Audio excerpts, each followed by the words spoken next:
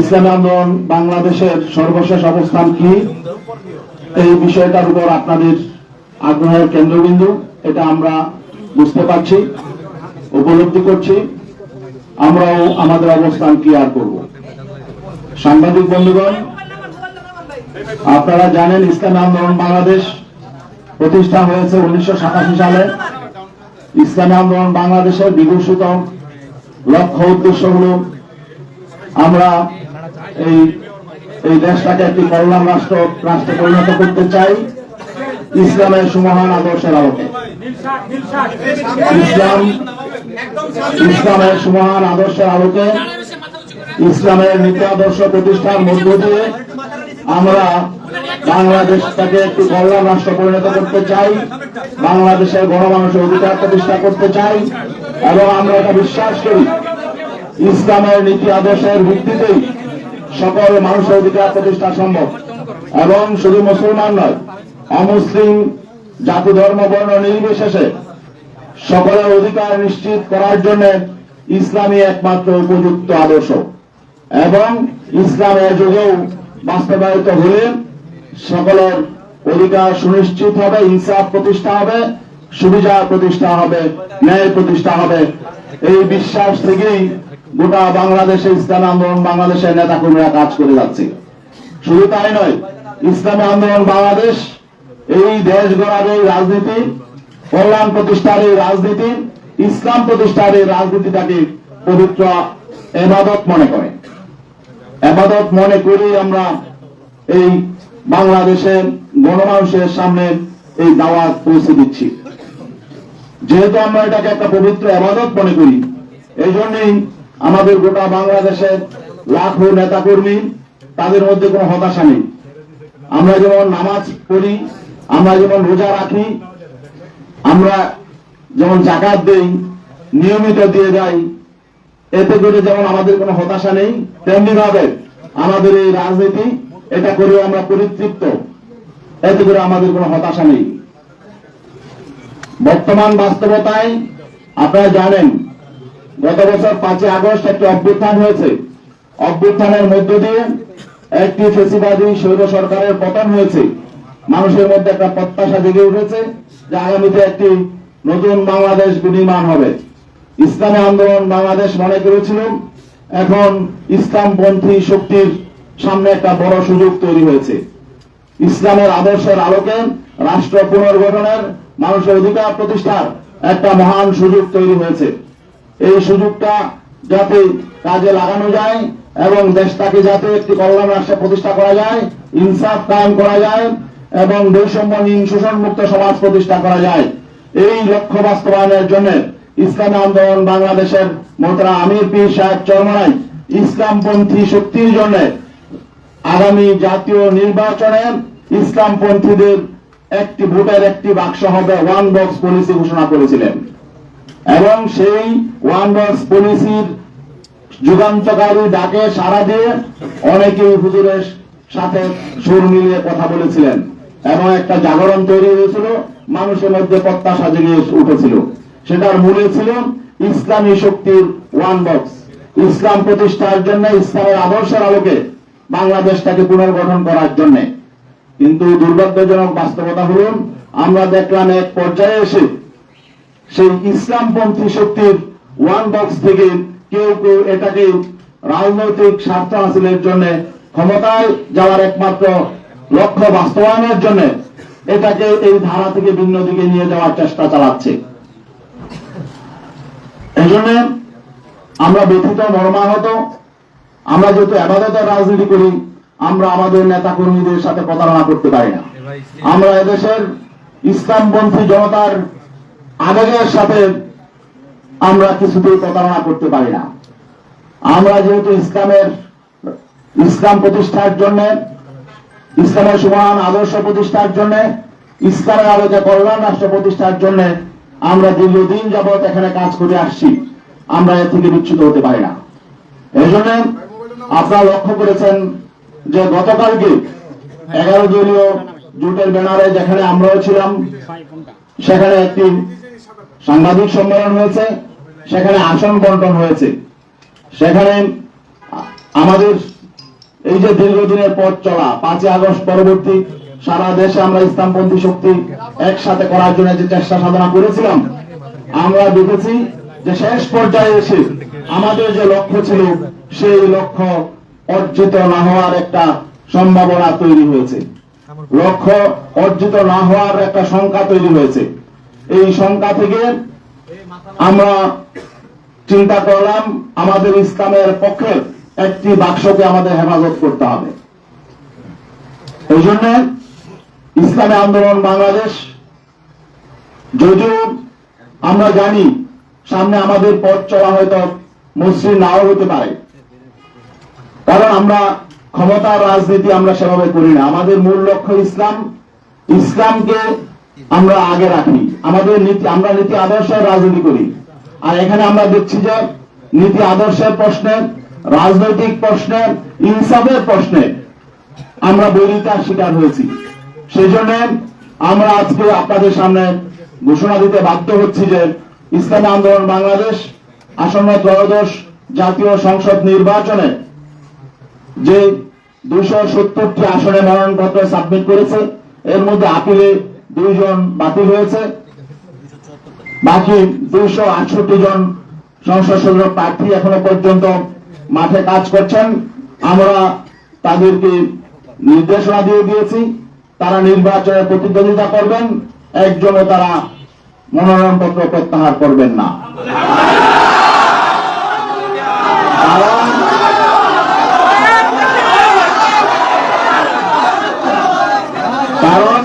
কারণ আমরা ইসলামী জনতার যে প্রত্যাশা, যে এখানে একটা বিষয় স্পষ্ট করে বলতে হয় যে আমরা কেন এই সিদ্ধান্তে আসলাম। জানেন যে এখানে বাংলাদেশ জামাত ইসলামী একটি বড় শক্তি ছিল, অস্বীকার করার সুযোগ নেই। তাদের শক্তি সামর্থ্য অনেক বেশি, ঠিক আছে, কিন্তু আমরা আদর্শিকভাবে, নৈতিকভাবে আমরা কারো চেয়ে দুর্বল নই। আজকে আমাদের দুঃখজনক বাস্তবতা হলো আমরা অবাক বিস্ময়ের সঙ্গে দেখলাম জামাতে ইসলামী সম্মানিত আমির জনাব ডাক্তার শফিকুর রহমান, তিনি স্পষ্ট করে বলেছেন যে তারা ক্ষমতায় গেলে প্রচলিত আইন অনুযায়ী রাষ্ট্র পরিচালনা করবেন। এবং তিনি যে খ্রিস্টান সম্প্রদায়ের প্রতিনিধির সঙ্গে কথা বলছিলেন, সেই খ্রিস্টান সম্প্রদায়ের একজন সম্মানিত নারী, তিনি স্পষ্ট করে বলেছেন যে আমরা আশ্বস্ত হয়েছি যে জামাতের আমির শরিয়া আইন প্রতিষ্ঠা করবেন না, এই ওয়াদা তিনি করেছেন, এই জন্য আমি আশ্বস্ত হয়েছি। এখন বাকি এই বিষয়টা যখন আমরা জানতে পারলাম, তখন আমরা স্পষ্ট হয়ে গেলাম যে আমরা যে লক্ষ্য নিয়ে চলছি সেই লক্ষ্য অর্জিত হবে না। কারণ আজকে যখন রাষ্ট্র ক্ষমতা যাওয়ার মতো একটা পরিবেশ পরিস্থিতি তৈরি হয়েছে, এখন যারা প্রধান শক্তি তারাই যদি ইসলামের সমানে আদর্শ থেকে ভিন্ন দিকে চলে যায়, তারা যদি ইসলামী আইনের প্রতি তাদের আস্থা না থাকে, তাহলে আমরা যে কর্মী সমর্থক নিয়ে সারা দেশে ইসলামের পক্ষে কাজ করে যাচ্ছি, এই স্বপ্নই থেকে যাবে।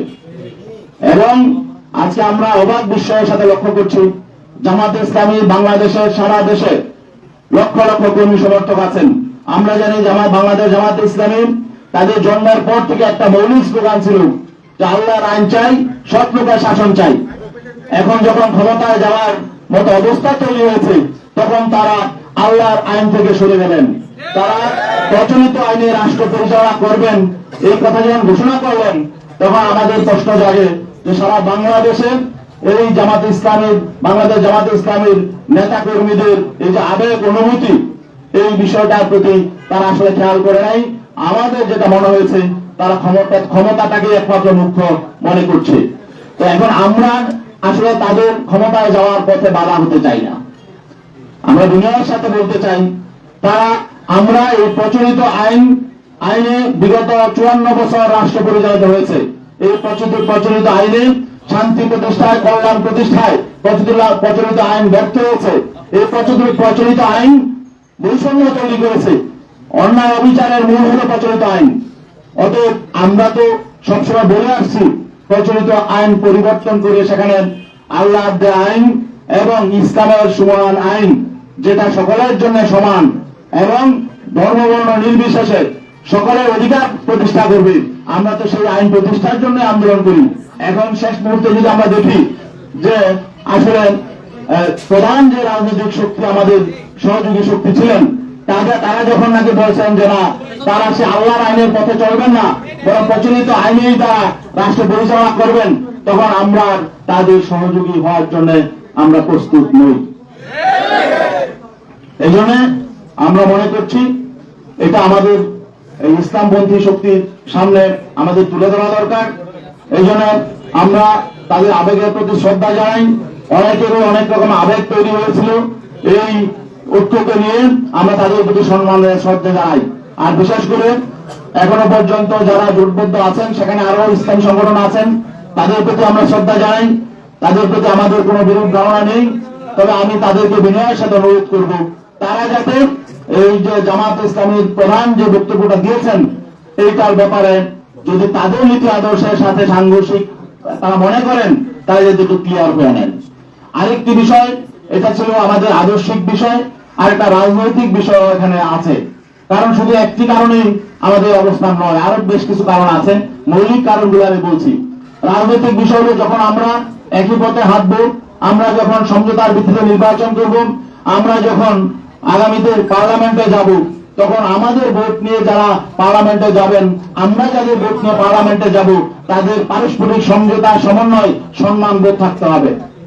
জামাতে ইসলামের সম্মানিত আমির ডাক্তার শফিকুর রহমান, তিনি বিএনপি প্রধান জনাব তারেক রহমানের সাথে সাক্ষাৎ শেষে তিনি স্পষ্ট করে বলেছেন যে তারা জাতীয় সরকার নির্বাচন পরবর্তী জাতীয় সরকার বিএনপির সঙ্গে জাতীয় সরকার গঠন করবেন এবং বেগম খালেদা জিয়া যে ঐক্যের পাঠাতন তৈরি করে গেছেন, সেই ঐক্যের পাঠাতনে দাঁড়িয়ে আগামী দিনে রাষ্ট্র পরিচালনা করবেন। এখন আমাদের প্রশ্ন হলো, এই যে তিনি একটি অ্যালায়েন্সে আছেন, একটি সমঝোতায় আছেন, এটা একটি মৌলিক প্রশ্ন, আগামীতে জাতীয় সরকার হবে নাকি কোন সরকার হবে, এটা মৌলিক প্রশ্ন। যেহেতু আমরা যে প্রতিদ্বন্দ্বী, একটি প্রতিদ্বন্দ্বী শক্তির সাথে গিয়ে উনি নিজে ঘোষণা দিয়ে আসলেন তিনি জাতীয় সরকার করবেন, তাদের ঐক্যের পাঠাতনে দাঁড়িয়ে রাষ্ট্র পরিচালনা করবেন, তাহলে এখানে আমাদের সাথে তো বিষয়টা তিনি ডিসকাস করেন নাই। অন্যান্য শরিকদের সাথে তিনি এককভাবে ঘোষণাটা দিয়ে আসলেন। এখন আমাদের শঙ্কা হলো যে এখানে নির্বাচনের আগে যেহেতু একটা সমঝোতা সমন্বয় প্রতিদ্বন্দ্বী দলের সাথে হয়ে যাচ্ছে, তাহলে নির্বাচনটা আসলে পাতানো নির্বাচন হবে কিনা, এটা কি ইলেকশন হবে নাকি সিলেকশন হবে, এই শঙ্কাটা আমাদের সামনে চলে এসেছে। তো এই শঙ্কা নিয়ে আমরা তো আসলে মানে সহযোগী হতে চাই না কারো। আমরা চাই একটি প্রতিদ্বন্দ্বিতাপূর্ণ নির্বাচন। বাংলাদেশের স্বাধীনতা পরবর্তী যে নির্বাচনে যে কলঙ্ক হয়েছে, সেই কলঙ্ক থেকে আমরা বেরিয়ে আসতে চাই। আর আমরা এমন সমঝোতার নির্বাচন, নিজেদের মধ্যে ভাগাভাগির নির্বাচন এবং সিলেকশনের নির্বাচন, এটা আমরা চাই নাই, মানুষ এটা চায় না, কিন্তু আমরা সেই আশঙ্কা করছি। সেই আশঙ্কা থেকেও আমরা শঙ্কিত যে আগামী দিনে আসলে সুষ্ঠু নিরপেক্ষ গ্রহণযোগ্য নির্বাচন হবে কিনা, নাকি আমাদের সাথে ঐক্য করে তলে তলে আবার ভিন্ন রকম কিছু হবে, এই আশঙ্কাটাও আমাদের মধ্যে দেখা দিয়েছিল। এই জন্য আসলে আমরা মনে করছি এগুলো জনগণের সামনে প্রকাশ করা দরকার। জনগণও বুঝতে পারছে, উপলব্ধি করছে। আমাদের কাছে বিভিন্ন দিক থেকে বিভিন্ন সংবাদ আসছে, বিভিন্ন রাষ্ট্রের সাথে বিভিন্ন পরিকল্পনা করা হচ্ছে, কি হচ্ছে এটাও আমরা জানি না। এখন বিশ্বস্ত এখানে সমঝোতা সমন্বয় হতে হলে, ঐক্য হতে হলে পারস্পরিক শ্রদ্ধা, বিশ্বাস, আস্থা লাগে। আমরা আস্থা, বিশ্বাস, শ্রদ্ধার জায়গা যখন ভেঙে যায়, তখন তো আসলে সেখানে ঐক্য টিকে না। এই জন্য আমি ইসলামী আন্দোলন বাংলাদেশের মোহতারাম আমিরের পক্ষ থেকে আদিষ্ট হয়ে আজকে আপনাদের সামনে এই কথাগুলো বললাম। আপনাদের যদি আরো কোনো ব্যাপারে কোনো প্রশ্ন থাকে। ও আরেকটা বিষয়, আমাদের যেহেতু 268 আসনে ক্যান্ডিডেট আছে আর 32টা আসন এখনো ফাঁকা আছে, এই 32 আসনেও আমরা সমর্থন দিব। সেখানে কাদেরকে আমরা সমর্থন দিব সেটা আমরা মনোনয়নপত্র প্রত্যাহারের পরে আমরা ডিসাইড করব। আমাদের নীতি আদর্শ এবং লক্ষ্যের সাথে যাদের মিল হবে, তাদের সাথে সহযোগ্য ক্যান্ডিডেট, তাদেরকে আমরা ইনশাআল্লাহ সমর্থন দিব। এবং আমরা আশাবাদী গোটা বাংলাদেশের 300 আসনেই আমাদের পক্ষের ক্যান্ডিডেট থাকবে ইনশাআল্লাহ, যাতে পেশাব চরমনায় ইসলামের পক্ষে ওয়ান বক্স, সেটা যাতে সঠিক বাস্তবায়ন আগামী নির্বাচনে থাকে। এই জন্য আমরা ইনশাআল্লাহ এই ব্যবস্থা আমরা করব। সবাইকে ধন্যবাদ।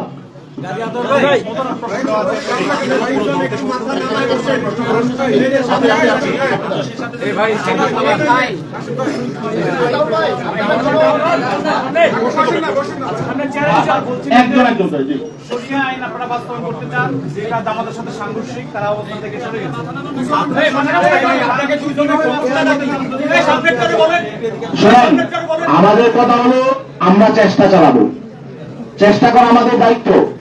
আমরা যদি চেষ্টা না করি, আগে যদি নিয়তই গলত থাকে, আর এখানে তো আমরা ইসলামী আন্দোলন করেছি ইসলাম প্রতিষ্ঠার জন্য, ইসলাম প্রতিষ্ঠার জন্য। এখন ইসলাম যদি আমাদের কাছে মনে হয় যেটা অচল, তাহলে সেটা নিয়ে আমরা কেন আগাবো? তাহলে তো সেকুলার রাজনীতি করাই ভালো। ভাই আমার একটা প্রশ্ন ছিল, আমার নাম হচ্ছে আতর ভাই, এদিকে বলেছিলেন যদি ক্ষমতায় যাওয়া হয় জনগণের সঙ্গে আপনারা ধীরে ধীরে জনগণ যেভাবে চাই সেভাবে শরিয়া আইন বাস্তবায়ন করবেন। আপনি এখন বললেন আগে যে জামাতে পরে আমাদের পক্ষ থেকে ওটা ক্লারিফাই করা হয়েছে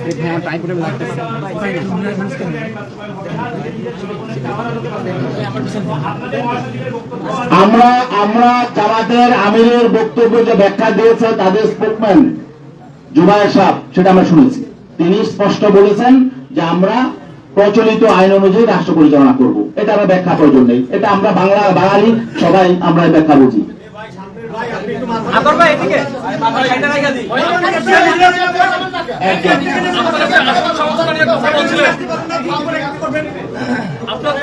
আপনারা যে নীতিগত আদর্শের কথা বলছেন, এর বাইরে কি আসন সমঝোতা নিয়ে কোনো আলোচনা ছিল? শেষ পর্যন্ত আপনারা বিভিন্ন ভাবে আসন সমঝোতা করছিলেন, এটি একটা অভিযোগ আছে, কি বলবেন?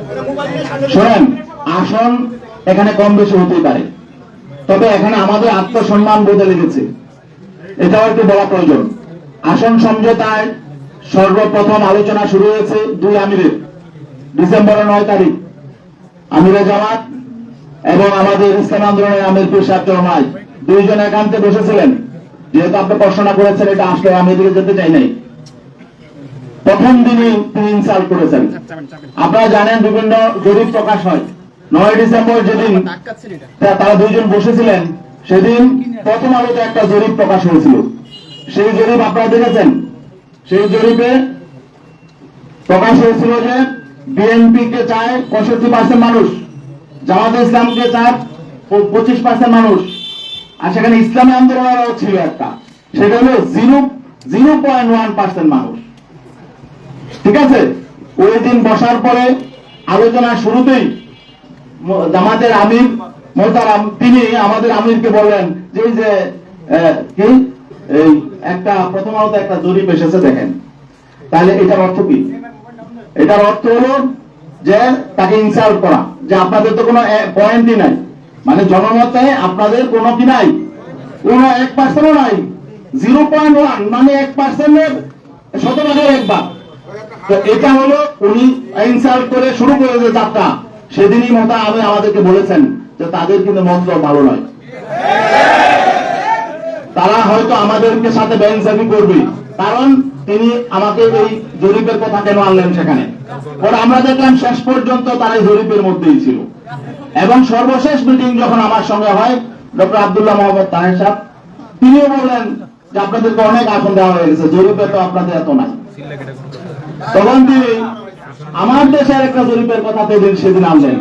আপনারা জানেন আমার দেশে একটা জরিপ প্রকাশ হয়েছিল এবং সেটা হয়তো তারাই করেছে। যাই হোক, জরিপ তারা করেন আপনারাও জানেন, এগুলো পেইড এজেন্সি থাকে, এনজিও থাকে, টাকা দিয়ে করা হয়। যাই হোক, এখানে ওই জরিপের ফলাফলটা রেজাল্টটা কি ছিল, যে সেখানে বিএনপি কে চায় 34% মানুষ, জামাতকে চায় 33% মানুষ, এনসিপি কে চায় 7% আর ইসলামী আন্দোলনকে চায় হইল 3% মানুষ। আচ্ছা বলেন দেখি, জামাতকে যদি 33% মানুষ চায়, এনসিপি কে যদি 7% মানুষ চায়, তো 40% হয়ে যায়।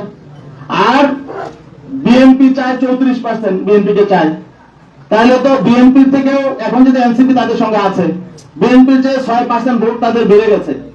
এখন তাহলে আমাদের কি আর এখানে অবস্থান থাকে?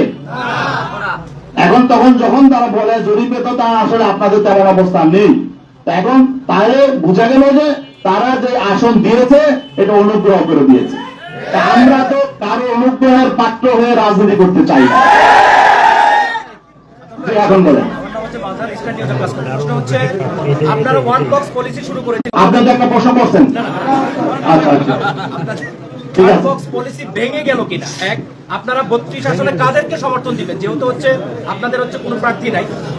একটা বিষয় হচ্ছে যোগ্যতা অনেকে আছে, একটা তো আরো ইসলামপন্থী দল আছে। শোনেন, আমি এটা জবাব দিয়েছি। ভাই শেষ করি। বলেন, বলেন। সেটা হচ্ছে আপনাদের এই ওয়ান বক্স পলিসিকে কেন্দ্র করে ইসলামপন্থী দলগুলোকে নিয়ে আপনাদের কিছু সমর্থক, জামাতের কিছু সমর্থক অনলাইনে বাকযুদ্ধ জড়িয়েছে এবং যেসব ভাষা ব্যবহার করা হচ্ছে এগুলো ইসলামের নীতি বিরোধী এবং মানুষের কাছে বাজে মেসেজ যাচ্ছে। এই যে আপনারা এখন পৃথক হয়ে গেলেন, আপনাদের বলি, জামাতের বলি, এই যে আপনারা পৃথক হয়ে গেলেন, ইসলাম যারা ইসলাম প্রতিষ্ঠা করতে যায়, ইসলামী শাসন প্রতিষ্ঠা করতে যায়, কি বার্তা গেল? আর এই যে এসব গালিগালাজ বন্ধে আপনারা কোনো ব্যবস্থা নেবেন কিনা? প্রথমত যে কথা বলতে চাই, শুধু আমাদের ইসলামপন্থীদের জন্য পারস্পরিক নয়, রাজনৈতিক শিষ্টাচার আমরা বজায় রাখবো। আমাদের সকল পর্যায়ের নেতা কর্মী সমর্থকদের প্রতি আমাদের নির্দেশ থাকবে যে কেউ যাতে শালীনতার মাত্রা অতিক্রম না করি। আমরা শুধু জামাতে ইসলামী বা অন্য কোনো ইসলামী সংগঠন কেন, আমরা বিএনপি, আওয়ামী লীগ, জাতীয় পার্টি বা যে কোনো রাজনৈতিক দল, কোন রাজনৈতিক দলের বিরুদ্ধে শিষ্টাচার বহির্ভূত কোন রকম আচরণ আমরা করব না এবং আমরা স্বাধীনতা বজায় রাখবো। এটা আমাদের নির্দেশনা সবসময় আছে। আমি বলবো যে আমরা যাদের সাথে ছিলাম এদের প্রতি আমরা অশ্রদ্ধা করব না, তারাও যাতে স্বাধীনতার মধ্যেই থাকে, তাদের প্রতি আহ্বান জানাবো। আরেকটা বিষয়, আপনি বলেছেন যে ওয়ান বক্স পলিসি ঠিক আছে কিনা, আমাদের তো ইসলামের পক্ষের ওয়ান বক্স আছে, সেটা তো আমি বলেছি। আমরা তো ওয়ান বক্সের বাইরে যাই নাই, আমরা তো ইসলামের পক্ষে আছি এবং 300 আসনেই সেটা থাকবে।